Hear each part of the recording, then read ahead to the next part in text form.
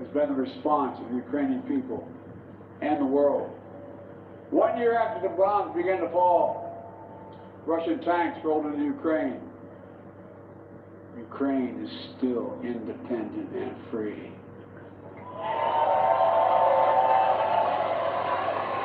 From Kherson to Kharkiv, Ukrainian fighters have reclaimed their land. More than 50% of the territory Russia held last year. The blue and the yellow flag of Ukraine proudly waves once again.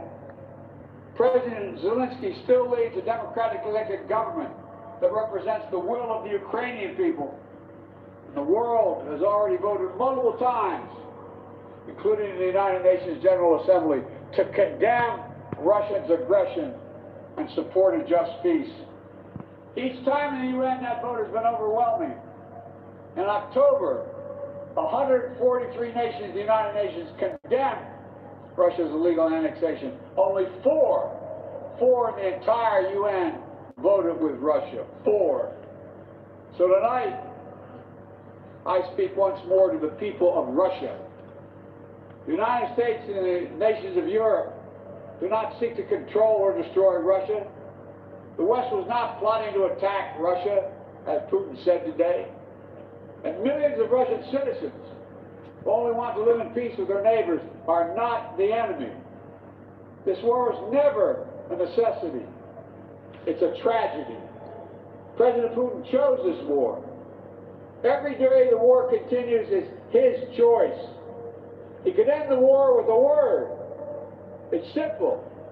If Russia stopped invading Ukraine, it would end the war.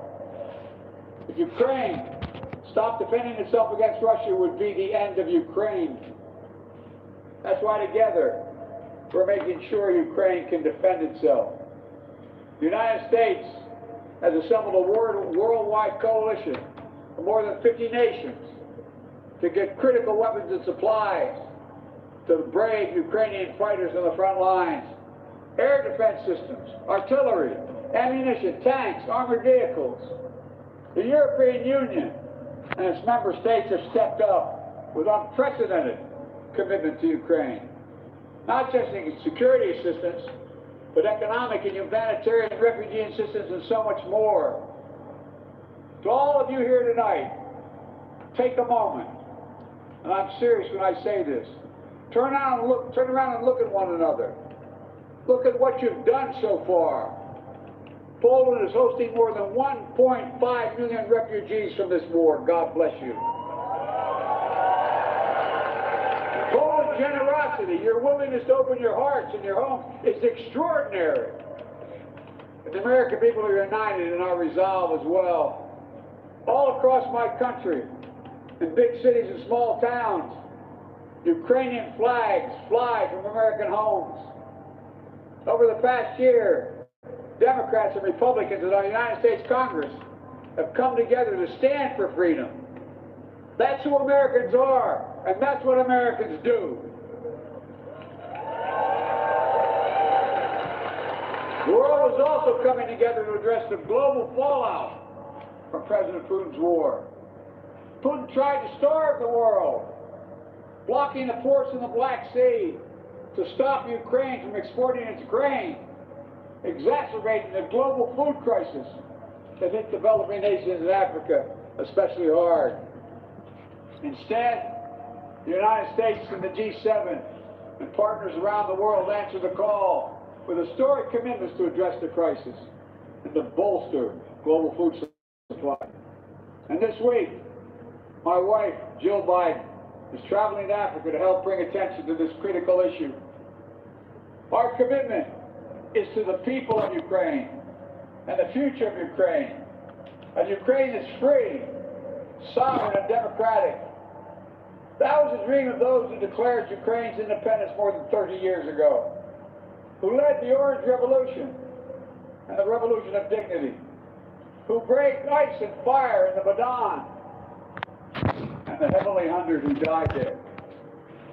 Those who continue still to root out criminal justice and corrupt force and control.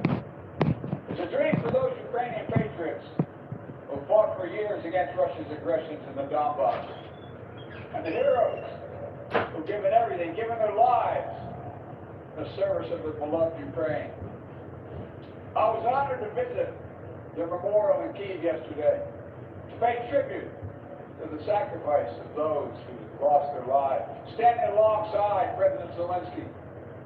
The United States and our partners stand with Ukraine's teachers, its hospital staff, its emergency responders, the workers in cities across Ukraine are fighting to keep the power on in the face of Russia's cruel bombardment. We stand with the millions of refugees of this war who found a welcome in Europe and the United States, particularly here in Poland. Ordinary people all across Europe did whatever they could to help and continue to do so.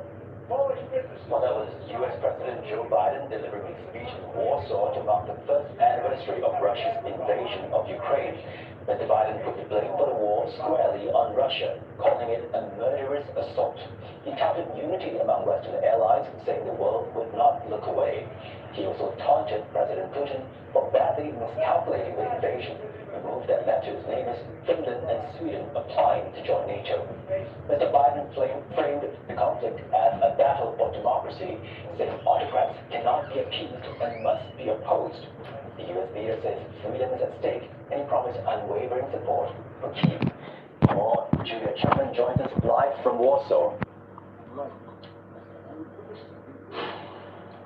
Julia, thank you for joining us. Now, you just had those comments from the U.S. leader.